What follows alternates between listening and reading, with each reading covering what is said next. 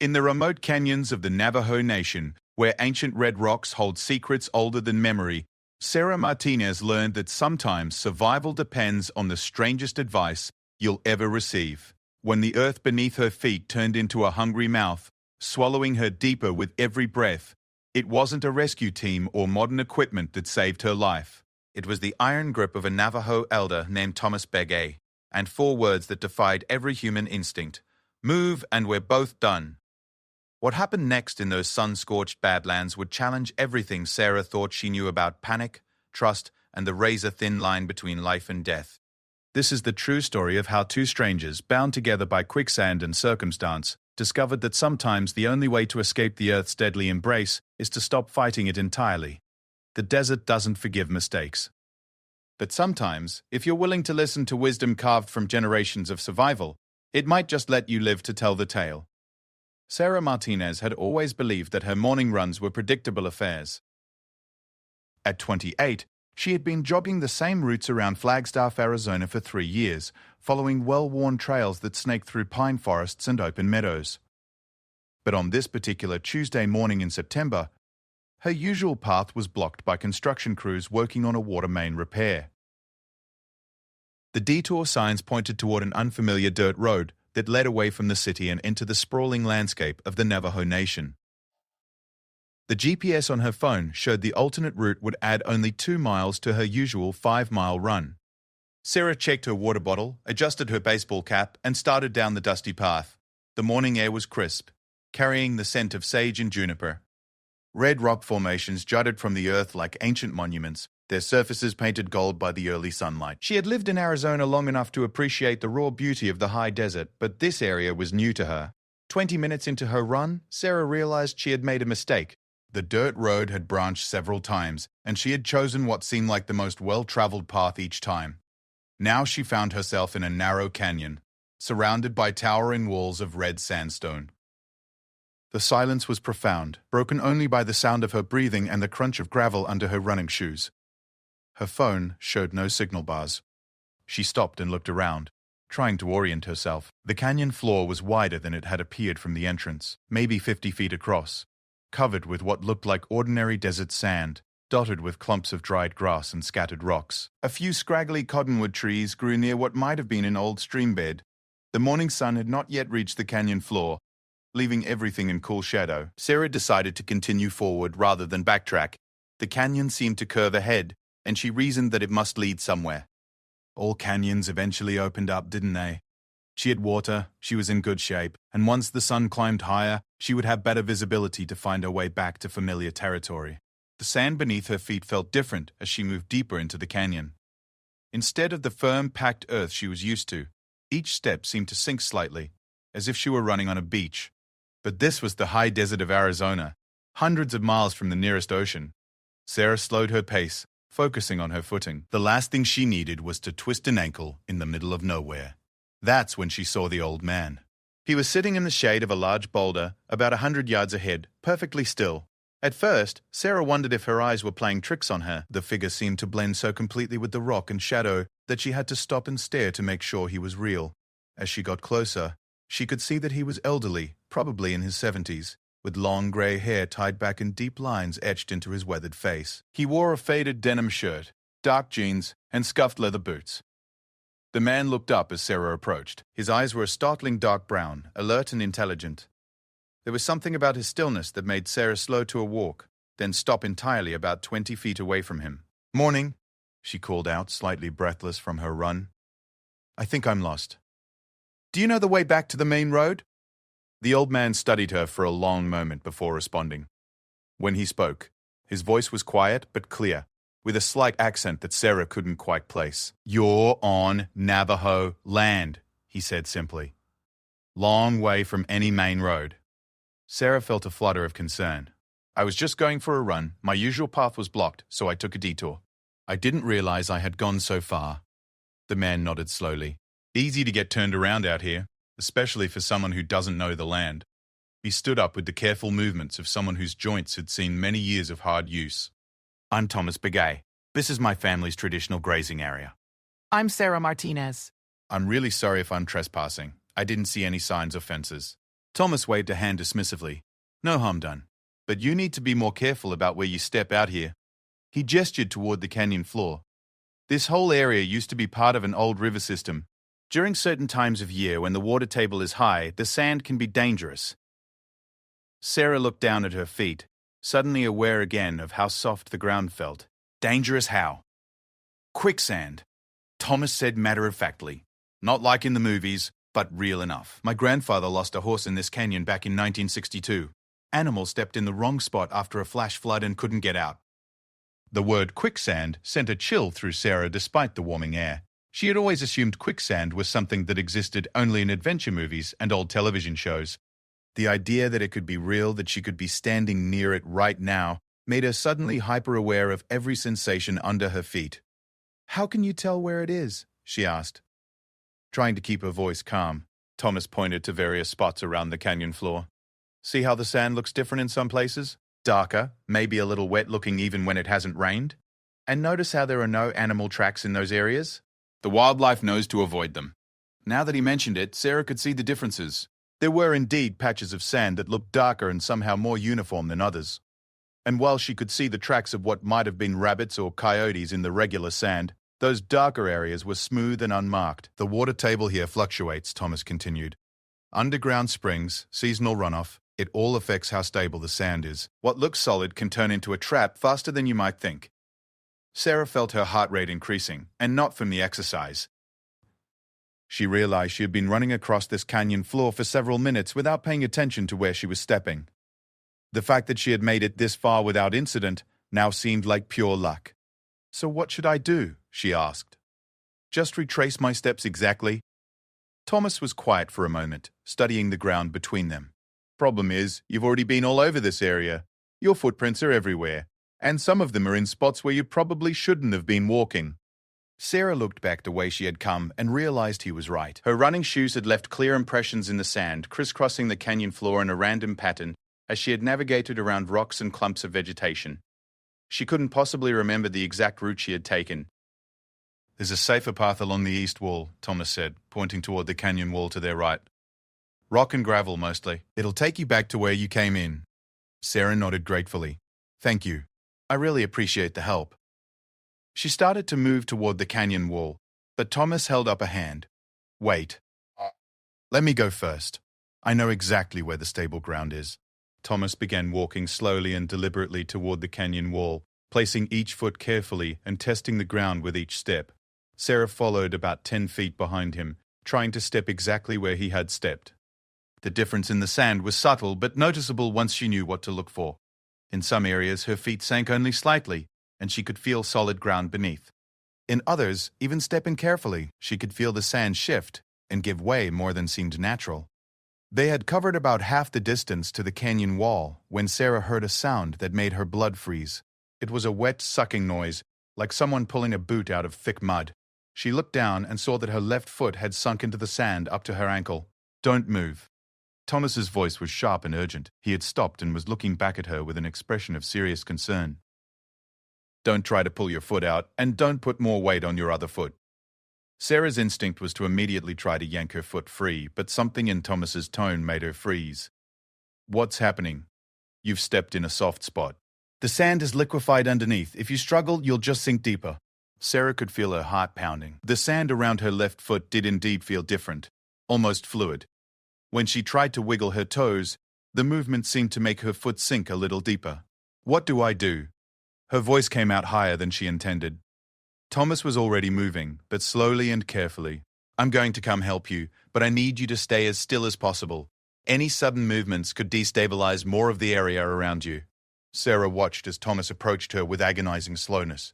Each step he took was deliberate and tested.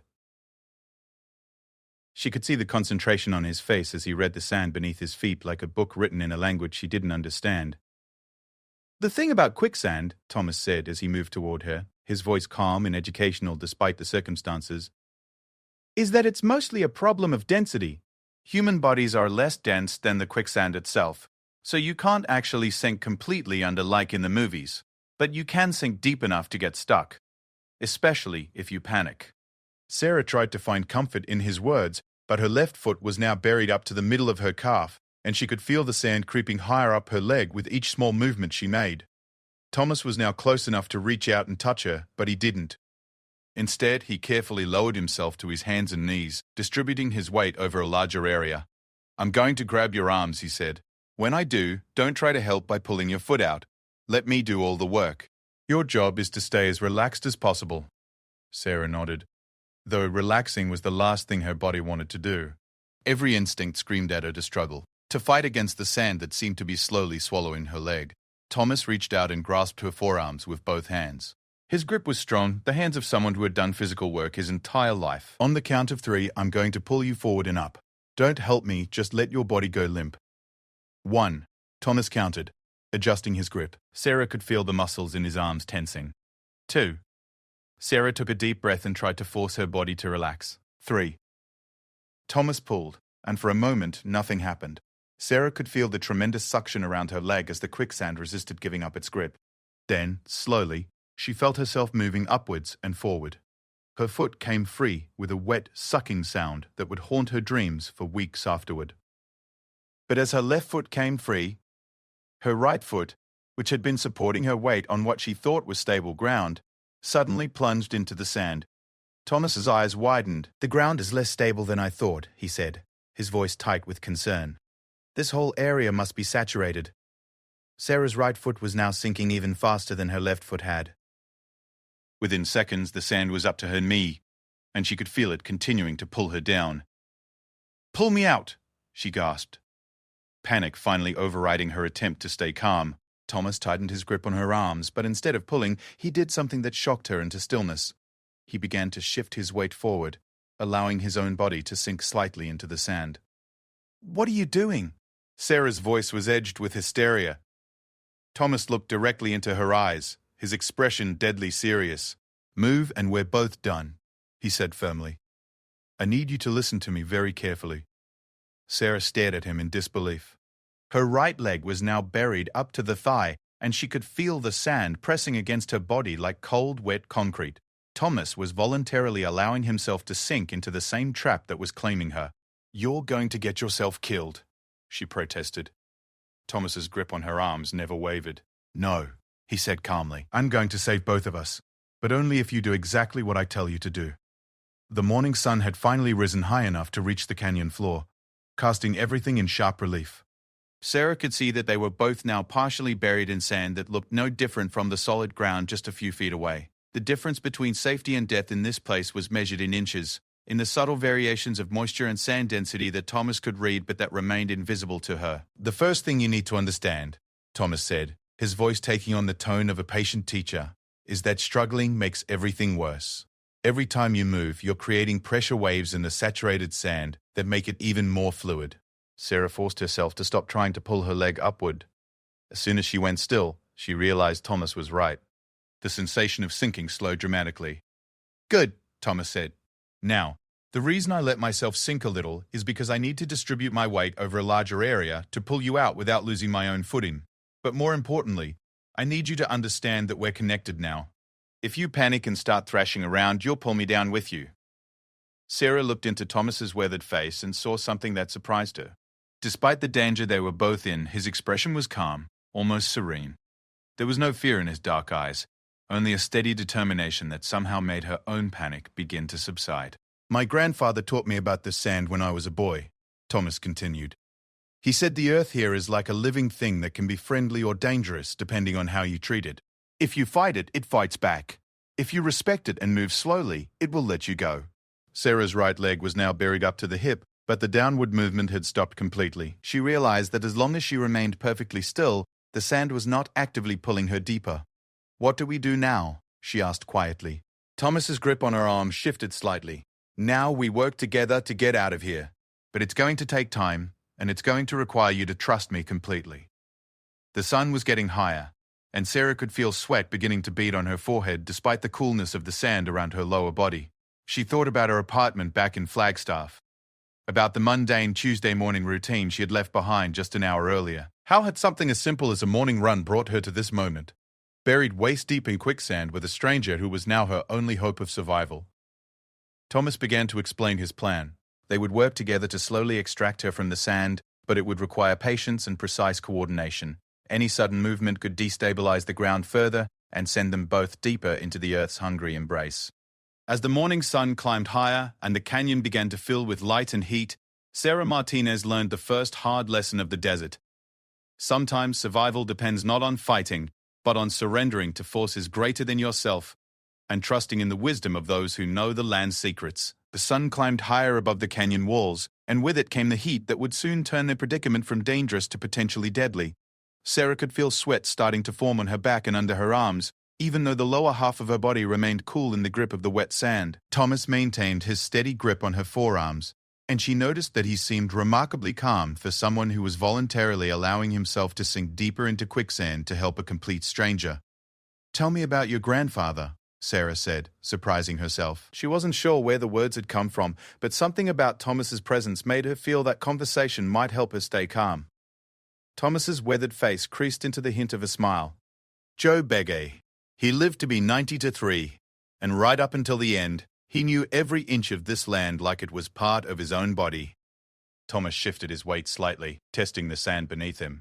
He used to say that the Anglo-geologists with their instruments and their books could tell you all about the chemistry of the soil, but they couldn't tell you what the earth was thinking. Sarah felt her right leg shift slightly in the sand, and for a moment panic flared in her chest. But Thomas's grip remained steady, and his voice continued in that same calm, measured tone. "Easy," he said. "That's just the sand settling. As long as you don't fight it, it'll stabilize." He paused, then continued his story.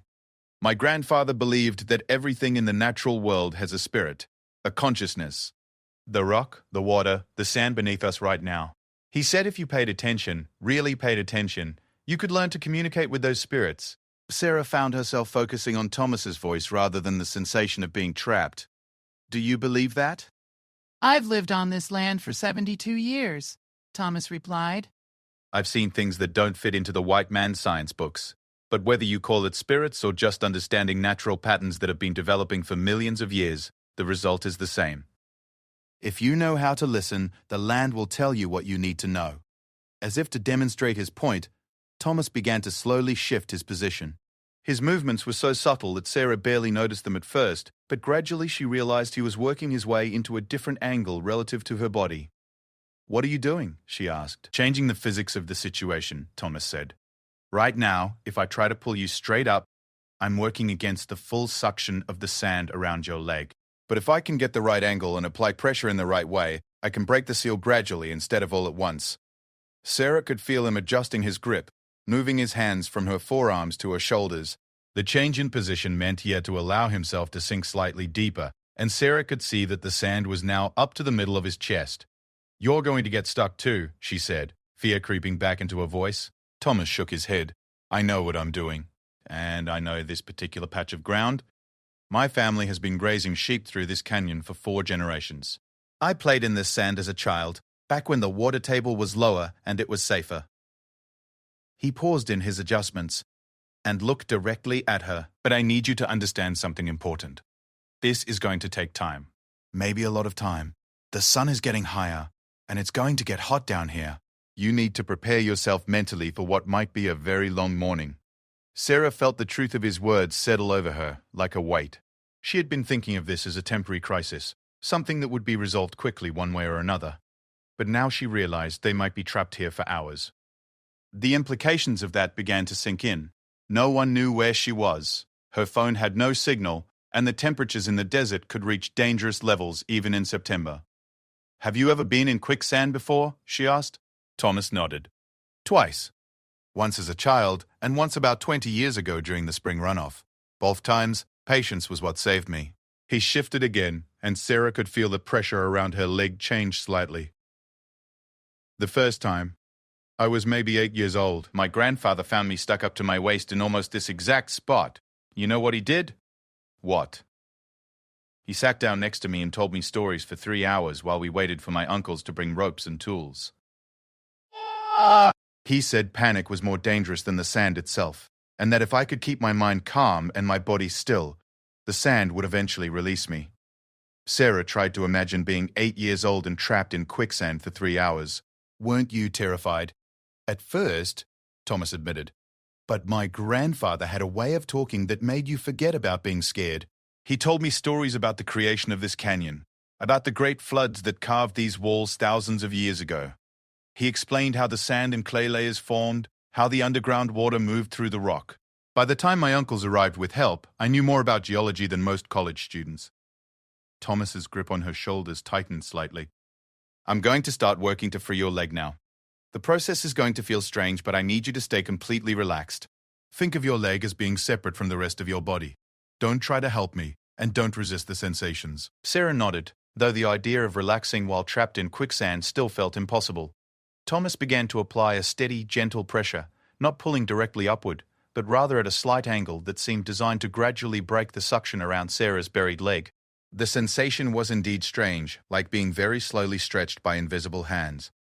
Tell me about your life, Thomas said as he worked. What do you do when you're not getting stuck in quicksand? Sarah was surprised by the question, but she realized that talking might help her stay calm. I'm a nurse at Flagstaff Medical Center, Pediatric Unit. You work with children. That's good. Children understand things that adults forget. They haven't learned yet that they're supposed to be afraid of everything. Sarah could feel her leg shifting slightly in the sand, but the movement was so gradual she wasn't sure if it was progress or just settling. I've always loved working with kids. They're so resilient. You'd be amazed at how quickly they bounce back from things that would devastate adults. Resilience is wisdom the body remembers even when the mind forgets, Thomas said. He paused in his work and wiped sweat from his forehead with the back of his hand.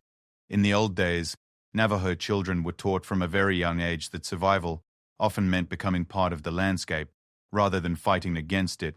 The sun was now high enough to reach both of them directly, and Sarah could feel the heat beginning to build on her face and shoulders. She tried to estimate how long they had been trapped and realized it had been at least an hour, maybe more. Are you getting tired? She asked. She could see the strain in Thomas's face, and she realized that maintaining his grip on her while partially buried in sand had to be exhausting. Tired, yes, but not worried, Thomas replied. This sand isn't going to hold us forever. It's just a matter of being patient and persistent. As if to prove his point, Thomas adjusted his technique slightly, and Sarah felt her leg move upward by what felt like several inches. The progress was unmistakable, and for the first time since stepping into the quicksand, she felt a surge of genuine hope. That's it, Thomas said, noting her expression. We're making progress, but don't get excited and start trying to help. The sand is still holding you, and any sudden movement could reset everything we've accomplished. Sarah forced herself to remain still, though every instinct told her to try to pull her leg free now that it was moving. Instead, she focused on Thomas's face, on the deep lines around his eyes that spoke of decades spent squinting into the desert sun, on the calm determination that seemed to radiate from him like heat from stone. How do you know so much about this? She asked. I mean, beyond what your grandfather taught you. Thomas continued his slow, steady work as he answered. When I was younger, in my 20s, I worked for the Bureau of Land Management as a guide and interpreter. They would bring in scientists, geologists, archaeologists, people who needed to understand the land but didn't know how to read it. Part of my job was to keep them safe in situations exactly like this one. Sarah felt her leg move again, definitely higher this time. The sand that had been gripping her thigh was now only up to her knee. How many people have you pulled out of quicksand? You're number 12, Thomas said matter-of-factly, though most of them were scientists or hikers who knew to stay still when they got stuck. You're the first jogger. The casual way, he said number 12, made Sarah realize that she had stumbled into a situation that was far more dangerous than she had initially understood. If Thomas hadn't been there, if she had been alone when she stepped into the quicksand, the outcome could have been very different. What would have happened if you hadn't been here? She asked quietly. Thomas was quiet for a moment, concentrating on his work. Depending on how deep you went, you might have been able to get yourself out eventually. Quicksand rarely kills people quickly, but the sun out here can be deadly if you're trapped and can't find shade. And if you had panicked and struggled, you could have exhausted yourself and passed out. Sarah shuddered at the image his words conjured. She thought about her morning routine, about how she had casually decided to take a detour without telling anyone where she was going. It was a mistake that could have cost her life. The sand is loosening up, Thomas announced. I can feel the suction decreasing. We're almost there. Indeed, Sarah could feel the difference. The pressure around her leg had decreased significantly, and she could actually wiggle her toes inside her running shoe without feeling the sand grip tighter. Thomas changed his technique again, this time applying a more direct upward pressure. This time, I want you to help, but very gently. Don't yank or jerk. Just gradually shift your weight as if you're trying to stand up very slowly. Sarah began to apply gentle upward pressure with her trapped leg, and to her amazement, it began to move freely. Inch by inch, her leg emerged from the sand with a series of wet, sucking sounds. First her thigh, then her knee, then her calf. When her foot finally came free, both she and Thomas fell backward onto more solid ground, breathing heavily from exertion and relief. Sarah's right leg was covered in grey, wet sand up to the hip, and her running shoe was completely filled with the stuff. They lay there for several minutes, catching their breath and letting the reality of their escape sink in. The sun was now beating down on them with serious intensity, and Sarah realized how much worse the situation could have been if they had been trapped much longer. "Thank you," Sarah finally said, her voice thick with emotion. "I don't know how to thank you for what you just did." Thomas sat up and looked at her with those calm, dark eyes. "You don't need to thank me. This land taught me that we're all connected. Your safety and my safety are the same thing." Sarah looked down at her sand-covered leg and then back at Thomas. "I feel like I should have learned something important from this, but I'm not sure what it is yet." Thomas smiled, the first full smile she had seen from him. "The learning comes later, when you have time to think about it. Right now, we need to focus on getting you cleaned up and getting both of us out of this canyon before the heat becomes dangerous." As they prepared to make their way to safety, Sarah realized that the old Navajo man was right. The real lessons from this experience would reveal themselves over time, but already she understood something fundamental that she had never grasped before. Sometimes, the most important thing you can do in a crisis is nothing at all. Thomas helped Sarah to her feet, and immediately she understood why he had been so insistent about staying still during their ordeal. Her right leg felt weak and shaky, the muscles cramped from being immobilized in the sand for so long. When she tried to put weight on it, sharp pins and needles shot through her foot and calf. "That's normal," Thomas said, noticing her discomfort. "The sand compresses around your leg like a tourniquet. It'll take a few minutes for the circulation to return to normal." Sarah looked down at herself and laughed, despite everything they had just been through. Her right leg was coated in grey sand from hip to toe, her running clothes were filthy, and her shoes squelched with every step from the sand and moisture trapped inside. "I must look ridiculous," she said. Thomas was brushing sand off his own clothes, which had gotten muddy from lying in the wet sand, to help her. "You look like someone who survived something that could have killed her. There's nothing ridiculous about that." The simple statement hit Sarah harder than she had expected. As the adrenaline of the crisis began to fade, the full weight of what had just happened started to settle in. She had been trapped, genuinely trapped, in a way that she might not have been able to escape on her own. Without Thomas, she could have died in this remote canyon, and no one would have known where to look for her. "I need to sit down for a minute," she said, suddenly feeling lightheaded. Thomas guided her to a large boulder in the shade of the canyon wall. "Delayed shock," he explained. "Perfectly normal. Your body is just now processing what it went through." Sarah sat heavily on the rock and put her head between her knees. The world seemed to tilt slightly, and she realized she was experiencing something she had seen in patients at the hospital but had never felt herself. The body's response to trauma once the immediate danger had passed. Thomas sat beside her on the boulder, giving her space to process what she was feeling. After a few minutes, he spoke quietly. "The first time I got stuck in quicksand, when I was 8, I cried for an hour after my grandfather got me out. Not from fear, but from relief and from understanding how close I had come to something really bad happening." Sarah lifted her head and looked at him. "Did your grandfather say anything to you about crying?" "He said tears were just water finding its way back to the earth. He said it was natural and necessary, like rain after a long drought." Sarah felt tears welling up in her eyes, and she didn't try to stop them.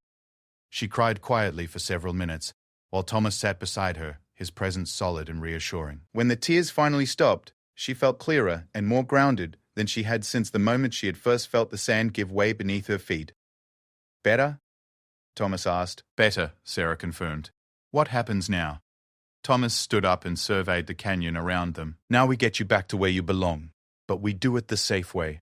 No more shortcuts through areas you don't understand." He led her to the eastern wall of the canyon, where the ground was indeed more solid. Here the sand gave way to packed earth and gravel, dotted with chunks of red rock that had fallen from the canyon walls over the centuries. Sarah could immediately feel the difference under her feet, the solid support that she had taken for granted her entire life until today.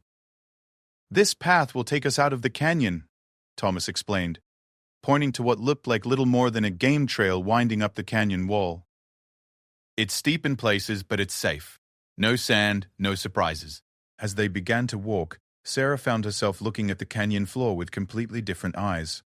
What had seemed like harmless desert sand when she first entered the canyon now looked treacherous and unpredictable. She could see the subtle variations in color and texture that Thomas had pointed out earlier, the telltale signs that would have warned her away if she had known how to read them.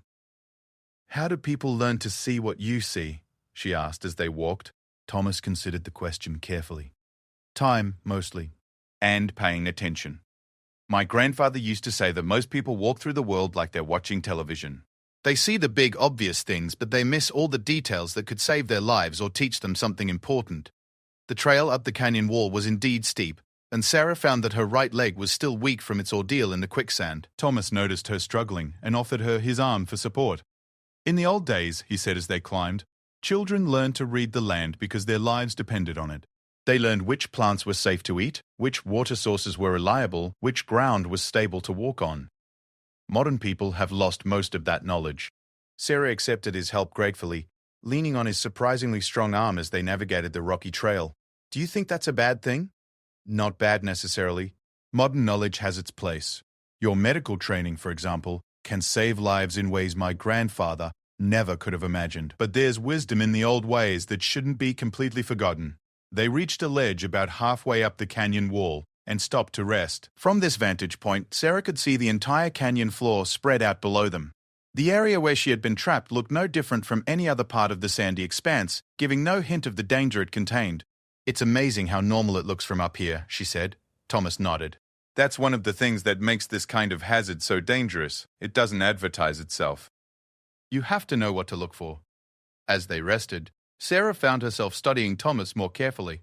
He was clearly in excellent physical condition for a man his age, moving up the rocky trail with the sure-footed confidence of someone who had spent his entire life in this landscape. His hands were weathered and calloused, the hands of someone who worked outdoors, but his movements were precise and economical. "What do you do for work now?" she asked. "You mentioned you used to work for the Bureau of Land Management." "I'm retired from the BLM, but I still guide people sometimes. Scientists, researchers, people who need to access remote areas safely. And I help maintain some of the traditional grazing routes that my family has used for generations." Thomas stood up and offered Sarah his hand. "Ready to continue?" The rest of the climb out of the canyon was challenging but uneventful. Thomas seemed to know exactly where to place each step, guiding Sarah around loose rocks and unstable sections of the trail. When they finally reached the rim of the canyon, Sarah was surprised to see Thomas's pickup truck parked on a dirt road that she hadn't noticed when she first entered the canyon. "You drove here?" she asked. Thomas smiled. "I saw your car parked at the canyon entrance when I was driving by this morning. Running shoes, water bottle, but no overnight gear. I figured you were either a day hiker who didn't know the area or someone who was lost. Either way, I thought I should keep an eye on things." Sarah stared at him in amazement.